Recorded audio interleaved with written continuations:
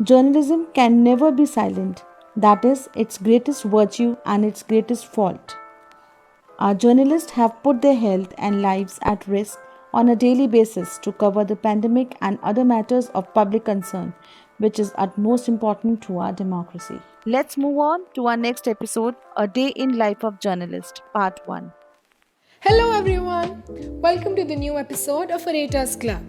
We dedicate this month to the unsung heroes of our country. The guest for today's episode is Mr. Aishwarya Pradhan. He is a senior journalist who has done political and bureaucracy reporting for 8 years and has also done medical reporting. And I'd like to start with the introductions first. So I am Uday, and with me today I have my hosts Niharika and Nishant. Sir, मेरा आपसे पहला question ये रहेगा कि Covid ने बहुत सारी industries को अफेक्ट किया है और ऑलमोस्ट हर एक ऑक्यूपेशन को अफेक्ट कर दिया है. तो सर, आपको क्या लगता है कि as a reporter, as a journalist, आपके काम में क्या चेंजेस आए हैं सर? देखिए, सबसे बड़ी समस्या ये आई है कि जैसे ही कोविड आया था, कोविड के आने की शुरुआत के साथ ही सबसे ज्यादा बुरी स्थिति हुई मार्केट की, क्योंकि मार्केट में दूसरी चीज से जुड़ी होती है. कोई भी बिजनेस है वो एक दूसरे से कनेक्टेड है और एक पूरा एक सिस्टम बना हुआ है कि स्वाभाविक रूप से मीडिया की स्थिति भी खराब होनी थी. तो ऐसे में कई जगह छटनी भी हुई, कई जगह स्टाफ भी कम कर दिए गए. जो नए बच्चे थे जिन्हें एंट्री करनी थी अलग अलग ऑर्गेनाइजेशंस में, वो एंट्री नहीं कर पाए. कई लोग जो थे उनके सामने ये भी समस्या आई कि सैलरी कम हो गई. लेकिन उन सबसे ज्यादा इंपॉर्टेंट था कि जर्नलिस्ट के सामने भी एक बड़ी चुनौती थी कि लोगों को कैसे इसके साथ लोगों को अवेयर कैसे करें. कई जर्नलिस्ट ऐसे भी निकले इस दौर में जो जॉब ना होते हुए भी सोशल मीडिया के जरिए भी लोगों तक पहुंचे. बहुत अच्छा काम उन्होंने किया. और अभी जर्नलिस्ट के सामने चैलेंज है, इस कोविड में बड़ा भारी चैलेंज है. कोई भी ऑर्गेनाइजेशन नहीं चाहता है कि वो अपने यहाँ से स्टाफ कम करे. हर ऑर्गेनाइजेशन चाहेगा कि उनके यहाँ बेस्ट से बेस्ट रिपोर्टर्स हो, बेस्ट स्टाफ हो, बेस्ट डेस्क हो, अच्छी टीम हो. तो इस तरीके की परेशानी आई. लेकिन दो ऑप्शन होते हैं इसमें. एक तो आप स्टाफ कम कर दो और एक आप स्टाफ कम ना करके सबकी सैलरी 10%, 5%, 30% कम कर दो तो भी सर्वाइव हो जाता है. ऐसे कई ऑर्गेनाइजेशंस थे, उनकी भी तारीफ होनी चाहिए जिन्होंने स्टाफ को हटाया नहीं, सैलरी कम कर दी और बाकी सबको ले लिया. टाइम ठीक आएगा तो वापस ठीक कर देंगे. लेकिन उन लोगों का क्या जिनके तो जॉब्स ही छूट गए. और फील्ड है जैसे टूरिज्म है, टूरिज्म सेक्टर में तो लोगों के जॉब्स चले गए, जबरदस्त जॉब चले गए. ऐसे कई प्रोफेशन है जिनमें बहुत बुरी स्थिति हुई है. लेकिन जर्नलिज्म जो है ये शुरुआत में ही इसके लिए कहा जाता है कि आग का दरिया कूद के जाना है. यहाँ पर तो आपको रोजाना चुनौतियां मिलेंगी. अब जैसे मैं यहाँ बैठा हुआ हूँ, थोड़ा सा मैं लेट जुड़ा, उसके लिए भी मैं बता दूं कि हमारे एक जर्नलिस्ट साथी जो हैं वो जिंदगी और मौत से जूझ रहे हैं. अभी वो वेंटिलेटर पे भी गए हैं, उनकी कल मदर की डेथ हुई है. तो ऐसा नहीं है कि हमारे आसपास गली मोहल्ले में हर जगह कोई ना कोई इस तरीके की दुख भरी खबर आती है. लेकिन उस सबके बीच में अपने आप को पॉजिटिव रखना और अपने आसपास के लोगों को पॉजिटिव रखना, ये जर्नलिस्ट की जिम्मेदारी है. तो सर, मेरा नेक्स्ट क्वेश्चन आपसे ये है कि सर, जैसे कि आपकी सिविल जॉब है तो आपकी हेल्थ को लेके भी चीजें होती है आपके साथ. तो सर, आप वर्क के टाइम क्या क्या चीजें आप मेजर्स ऐसे करते हैं जिससे आपकी सेफ्टी अच्छी रहे? देखिए निहारिका, मैं लास्ट कोविड में लगातार घूमते रहे हम लोग. लेकिन कई बार क्या होता है कि आप भी बच नहीं पाते हैं. आपको लगता है कि आप बहुत फिट हैं, आप दौड़ रहे हैं, भाग रहे हैं, लेकिन कई बार कहीं भी आप इफेक्ट हो सकता है आपको. जैसे एक लीडर थे, उनके मैं संपर्क में आया था लास्ट ईयर नवंबर में. तो फीवर है, मैंने उनसे कहा भी आपके फीवर है, उन्होंने कहा नहीं मैं तो बिल्कुल ठीक हूँ. तो उनके संपर्क में करीब 40 लोग आए थे, उनमें से 30 लोग इन्फेक्टेड हो गए थे. मैं काफी बीमार रहा. मैंने मास्क भी लगाया हुआ था, मास्क लगा के बात कर रहा था. लेकिन क्योंकि उनका जो मास्क था सामने वालों का, वो बड़ा कपड़े का सामान्य सा मास्क था, सिंगल लेयर का, तो बड़ा खतरनाक भी होता है. तो उस दौर में एक दूसरी जिंदगी मुझे भी मिली. मैंने भी काफी संघर्ष किया. लेकिन उसमें सबसे बड़ी बात यह कि मैं भी 15 दिन के लिए बोला आप आराम करो. तो मैंने वर्क मेरा जारी रखा. मेरा जर्नलिज्म का जो वर्क है, मैं जिस दिन फर्स्ट डे मेरे फीवर आया था उस दिन मैंने काम नहीं किया. नहीं, second day work from home करता रहा. बुखार था, खांसी थी, तबीयत खराब थी. मैंने ऑक्सीमीटर से सिर्फ एक बार चेक किया अपने आप का, क्योंकि ऑक्सीमीटर से बार बार देखना भी खतरनाक होता है. कई लोगों के 94 भी ऑक्सीजन लेवल होता है, कई का 100% भी होता है. इसका मतलब ये नहीं वो सभी लोग बीमार हैं. ये तो ऊपर नीचे आगे पीछे बढ़ता रहता है, लेकिन पॉजिटिविटी रखना जरूरी है। हम लोग इफेक्ट होते हैं, बहुत सारे लोग इफेक्ट होते हैं, होना हुआ है, और कई जर्नलिस्ट जो हैं वो इस दुनिया से भी चले गए, हमारे साथ भी नहीं है, कई की फैमिली बड़ी सफर की है। और सबसे बड़ी बात यह है कि काफी लोग बीमार भी हुए, काफी एडमिट भी हुए, और लेकिन वापस फील्ड में आना पड़ता है क्योंकि हमारे पास ऑप्शन नहीं है। जैसे पुलिस है या मेडिकल स्टाफ है, डॉक्टर्स है, उनको जाना पड़ेगा। वो 15 दिन के लिए बैठ सकते हैं, लेकिन उनको जाना ही पड़ेगा, उनके पास कोई दूसरा ऑप्शन नहीं है। ऐसे ही जर्नलिस्ट है, जर्नलिस्ट को जाना पड़ेगा। अब जैसे मैं भी यहाँ आप लोगों से बात कर रहा हूँ, थोड़ी देर बाद मेरे पास कॉल आए कि जगह जाना है, तो मैं उनको मना नहीं कर सकता क्योंकि मुझे जाना है। अब उसको अच्छे से मजा लेके काम करो, एक सजा मान के काम करोगे तो आप टेंशन में आओगे, आप उल्टा बीमार हो जाओगे। आप उस काम को मजे के साथ करो, अच्छे से करो, एंजॉय के साथ करो, तो वो काम ठीक से होता है। और बस थोड़ा सा ध्यान रखना पड़ता है, अपने आप को सैनिटाइज करते रहो और जो दवा है वो लेते रहो ठीक सा। और ये वक्त है, थोड़े दिन बाद निकल जाएगा। अभी वैक्सीनेशन चल रहा है, वैक्सीनेशन के बाद सब कुछ ठीक भी होगा। जो आपकी जो सेफ्टी वो आपको कंपनी थोड़ी बहुत चीजें प्रोवाइड करती है, कोई जो मेजर्स होते हैं जो सेफ्टी को लेके आपकी हेल्थ को, तो आपकी कंपनी आपको प्रोवाइड करती है? बिल्कुल, कंपनी से हम लोग मास्क ले सकते हैं। कंपनी में हम सारी कंपनीज में मास्क मिलते हैं, मास्क भी ले सकते हैं, सैनिटाइजर भी ले सकते हैं। कंपनी से अगर हम कहते हैं कि हमको पीपीई किट चाहिए तो दे देती है, लेकिन पीपीई किट के साथ आप कवरेज नहीं कर सकते। तो आपको खुद को इस गर्मी में जब पीपीई किट पहन के आप खड़े होंगे तो पॉसिबल नहीं है आप रिपोर्टिंग कर पाए। तो मजबूरन आपको सिर्फ मास्क लगाना है और कुछ नहीं कर सकते आप, बस हाथ धोते रहिए अपने बार बार। जी सर, बिल्कुल सर मेरा आपसे अगला सवाल ये है कि सर जैसे महामारी का जब ये दौर आया तो हर सेक्टर में सर काम का जो भार है बढ़ता ही चला गया। साथ ही सर आपका जैसे मीडिया और जर्नलिज्म का काम है तो उसमें सर नकारात्मकता, तनाव आदि सर जो भाव है वो आते ही रहते, उससे कैसे जूझते हैं सर? देखिए, मैं थोड़ा सा, मेरी इस बात को सुन के आपको तीनों को बड़ा अजीब लगेगा। मेरी नकारात्मकता का भाव सिर्फ और सिर्फ मेरी पूजा होती है। मैं सुबह पूजा करता हूँ और मुझे जब लगता है कि मैं पूजा को, मेरे ईश्वर को, जिसको भी हम मानते हैं, कोई किस भगवान को मानता है, कोई किसको या अपनी आस्था है, या कोई मानता भी नहीं है, ऐसे लोग भी होते हैं, तो मुझे तो जबरदस्त पॉजिटिविटी फील होती है। तो एक अंदर से एक बहुत बड़ा कनेक्शन होता है। ऐसा मानते हैं, दुनिया के 90% लोग मानते हैं कि कोई ना कोई अदृश्य शक्ति है जो पूरी दुनिया को चलाती है। तो उसके साथ आपका जब कनेक्शन होगा तो आपके अंदर पॉजिटिविटी आएगी। क्योंकि इसका एक बहुत बड़ा उदाहरण बताता हूँ तुम तीनों को ही, कि रमेश करके सीकर में एक जर्नलिस्ट हैं। रमेश बहुत सीनियर हैं, रमेश शर्मा नाम है उनका। तो उनके बेटे बेटी मेरे से थोड़े छोटे होंगे।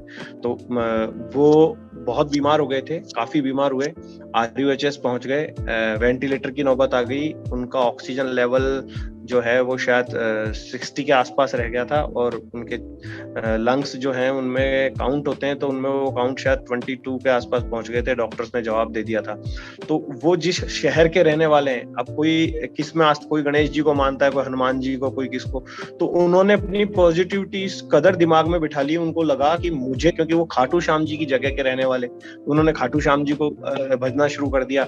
जैसे मैं किसी और ईश्वर को मानता हूँ, कोई हनुमान जी को, तो उनके दिमाग में आया कि नहीं, मैं तो ठीक हो जाऊंगा। मैंने उनका इंटरव्यू लिया तो बोले नहीं, मैं ठीक होऊंगा। और डॉक्टर्स ने उनके पास, कोई वहाँ खाटू श्याम जी से पानी लेके आया, पानी ले जाके उनको पिलाने लगा, तो डॉक्टर्स ने मना कर दिया, बोले नहीं, खाटू श्याम जी का पानी वानी कुछ नहीं पिलाना। तो उन्होंने कहा नहीं, मुझे तो पीना है, मरूंगा तो पानी पी के ही मरूंगा। वो इतना पॉजिटिव थे। उन्होंने खुद ने बताया कि मैं वेंटिलेटर से बाहर आया, बाहर आने के बाद मैं ठीक हुआ, ठीक होने के बाद मैं भाग दौड़ भी कर लेता हूँ, और डॉक्टरों ने कह दिया था कि इसके बचने के चांसेस 85% तो ये जा चुका है, 15% 15% है बचने के। तो वो स्पिरिचुअलिटी के साथ, आध्यात्मवाद के साथ वो वापस लौट कर आए। तो कोई आदमी अपने माँ बाप को याद कर लेता है, अपने मम्मी पापा को याद करता है कि मुझे मम्मी पापा के लिए पॉजिटिव रहना है, क्या हाल होगा। तो पॉजिटिविटी के लिए आप किसी भी चीज को अपना मतलब मान के चल सकते हो। कोई अपनी फ्रेंड है, कोई अपना दोस्त है, बोले हमको एक साथ रहना है, हम कुछ, तो आप अपने आप को जब अकेला मानोगे तो प्रॉब्लम क्रिएट होगी। आप अकेला मत मानो, आप ये मान के चलो सारी दुनिया मेरे साथ है, कोई नहीं है तो वो है मेरे साथ, ऊपर वाला, चाहे उसको किसी रूप में माने, तो आपको बहुत अच्छा फील होगा। Yes sir. तो सर मेरा एक क्वेश्चन था आपसे कि आजकल हमारे इस पैंडेमिक के टाइम में सर मिस इन्फॉर्मेशन बहुत ज्यादा स्प्रेड हो रही है, और मीडिया अपना बेस्ट ट्राई कर रही है कि वो तो एक्यूरेट सिर्फ फैक्ट्स ही हमें बताए, बट उसकी वजह से सोशल मीडिया की वजह से, थोड़े अनरिलायबल सोर्सेज की वजह से हम इंफॉर्मेशन को कंज्यूम कर रहे हैं, जो कि सही नहीं है सर। तो आपको क्या लगता है कि मीडिया कैसे इस चीज में हेल्प कर सकती है सर, इस चीज को कम करने, क्योंकि इसकी वजह से बहुत ज्यादा फिर स्ट्रेस और पैनिक भी लोगों में क्रिएट हो रहा है। देखिए, सबसे बड़ी मुसीबत ये है कि इसका तो एक ही तरीका है कि कानून भी बन गए, ये सारी चीजें बन गई, लेकिन फैक्ट चेक करके एक आजकल चलता है कि फैक्ट चेक करते हैं। जैसे किसी ने लिख दिया कि अब कोरोना एक दवाई खाने से ही ठीक हो जाएगा, तो उसका फैक्ट चेक करके उसको अपडेट करता है। तो इसका एक जरिया सबसे अच्छा ये है कि सोशल मीडिया पे ना जाकर आप एक ही चीज को 3 जगह पर चेक कीजिए। मान लो आपने मेरे ऑर्गेनाइजेशन पे सर्च किया, फर्स्ट इंडिया न्यूज पे, दूसरा कोई ऑर्गेनाइजेशन है, प्रिंट मीडिया है, दैनिक भास्कर है, या कोई टाइम्स ऑफ इंडिया है, कहीं आपने चेक किया, देखने के बाद तीनों जगह एक जैसी न्यूज मिली, तो उसकी वास्तविकता होती है। मोस्टली जो मीडिया हाउसेज जो है वो खबर सच चलाते हैं। कई बार रिपोर्टर को भी गलत इंफॉर्मेशन मिल जाती है, उसके लिए ऑर्गेनाइजेशन को जिम्मेदार नहीं ठहराया जा सकता, रिपोर्टर की भी गलती होती है। रिपोर्टर को भी कई बार रिपोर्टर भी पार्टी बन जाता है, उसको पता ही नहीं चलता कि मैं कब पार्टी बन गया, मुझे कोई यूज करके ले गया, ऐसा भी हो जाता है। लेकिन सबसे अच्छा तरीका यह है कि इन काल्पनिक चीजों से बचने के लिए सबको ही आगे आना पड़ेगा। जैसे एक राजपूत है, एक जाट है, या एक मीणा है, एक ब्राह्मण है, हिंदू है, मुसलमान है, तो एक काल्पनिक मैसेज मार्केट में चलाए जाते हैं जो लोग आपस में एक दूसरे को लड़ाना चाहते हैं। तो वो क्या है, एक इस तरीके के फर्जी मैसेज एक चला दिया, वायरल कर दिया। अब वो एक मैसेज दूसरे के पास पहुंचा, दूसरे से चौथे के, दिन भर वो घूमता रहा, घूमते घूमते वो जयपुर से चला कन्याकुमारी तक पहुंच गया, कन्याकुमारी से वो उड़ीसा पहुंच गया। लोगों को लगा यार ये क्या हो रहा है। आपके पड़ोस में आपकी दूसरी जाति का व्यक्ति आपका बहुत अच्छा दोस्त है, लेकिन उस जाति के बारे में कोई गलत मैसेज इन्फॉर्म करके आपने उसके प्रति भी अपनी भावना गलत पैदा कर दी। कुछ लोग ऐसे हमारे समाज के, वो इस तरीके के मैसेज चलाते हैं। सोशल मीडिया पर तो विश्वास आपको बहुत सोच समझ के करना है। आपके पास कोई मैसेज आया कि ऐसा हो गया, यदि आपके पास उसका वीडियो है तो आप बिलीव करो सबसे पहले, वीडियो नहीं है तो आप कंफर्म करो, 2 लोगों से फोन पे पूछो। पत्रकार की यही जिम्मेदारी होती है कि तो सोशल मीडिया बहुत अच्छी चीज है, बहुत ही अच्छी चीज है, लेकिन वो हमारे लिए मुसीबत भी है आज के दौर में।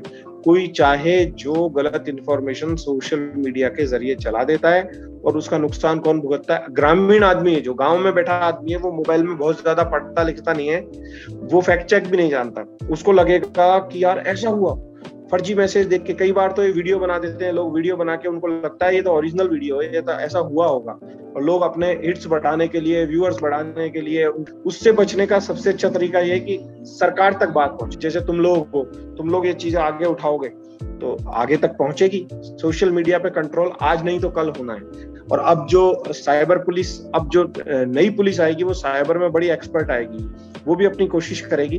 कुछ लोग जब इन चीजों का सजा भुगतेंगे, मान लो कुछ लोग गलत पोस्ट कर देते हैं, तो उन लोगों को अब जेल जाना भी शुरू हो गया है, उन लोगों के ऊपर एक्शन भी लिया जाने लगा है। तो धीरे धीरे करके काफी कुछ सुधार आएगा। लेकिन क्राइम तो समाज में हमेशा बढ़ता ही है, उसका कोई तोड़ नहीं है, लेकिन अवेयर रहना जरूरी है उसका। अभी फिलहाल तो यही है कि जितना अवेयर रहेंगे उतना बेटर है। लेकिन अब उसके लिए भी साइबर पुलिस अच्छे से काम कर रही है, साइबर एक्ट भी आए हुए हैं, साइबर एक्ट में अच्छा सा काम हो रहा है। बहुत बड़ा जुर्म होता है सोशल मीडिया पे उल्टा सीधा कुछ भी लिख देना, लेकिन हमारे देश में अभिव्यक्ति की स्वतंत्रता है सभी को, लेकिन उस अभिव्यक्ति की स्वतंत्रता को वो समझ नहीं पाते और कुछ भी अभिव्यक्त कर देते हैं। ये सबसे बड़ी मुसीबत है, इसको रोकना है। इसको रोकने के लिए सरकारें अपना काम कर रही है, मीडिया भी अवेयर कर रहा है लोगों को, और लोग हैं वो भी धीरे धीरे समझ रहे हैं, धीरे धीरे समझ में आएंगी चीजें।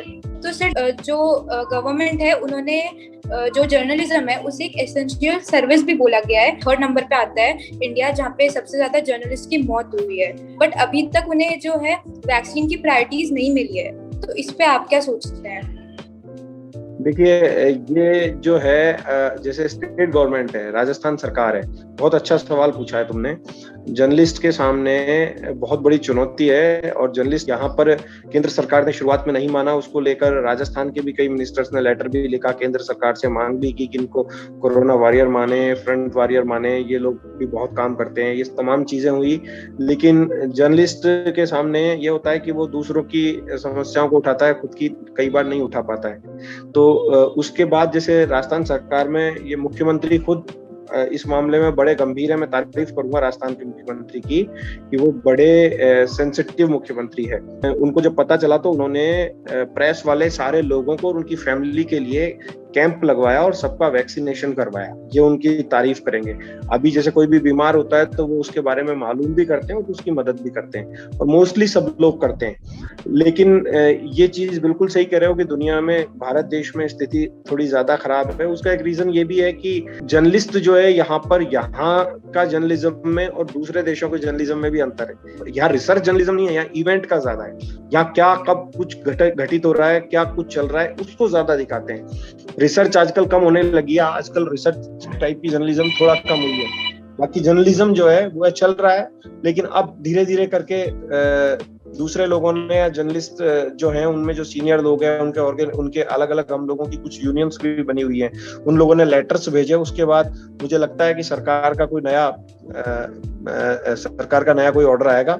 बाकी राजस्थान में स्थिति इतनी काफी ठीक स्थिति है अपने स्टेट में। जी सर, बहुत अच्छा जान के रहा कि सर राजस्थान में थोड़ा अच्छा है। बाकी उम्मीद रखते हैं कि सर देश में भी बहुत जल्दी अच्छा होगा। तो सर आपसे एक सवाल मेरा ये है कि आप एक पत्रकार के नजरिए से, आप कोई युवा है जो पत्रकार या पत्रकारी की लाइन में जाना चाहता है, तो आप उसके अंदर सर क्या क्वालिटीज, क्या गुण देखते हैं? और साथ ही जो इस देश के युवा हैं सर, जो आज अपनी जो नई जनरेशन है सर, उसको आप क्या मैसेज देना?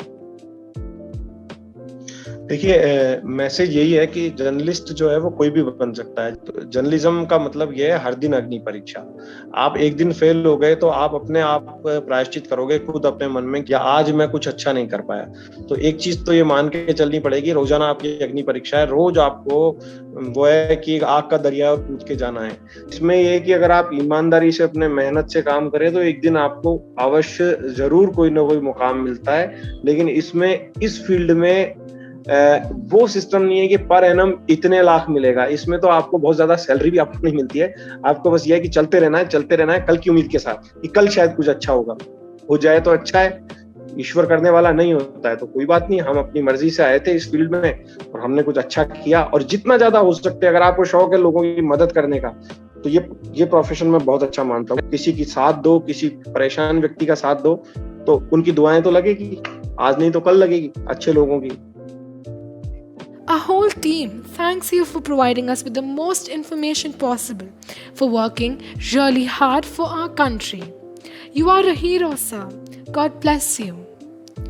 Thank you all for listening to this episode, and stay tuned for our next episode. Until then, goodbye.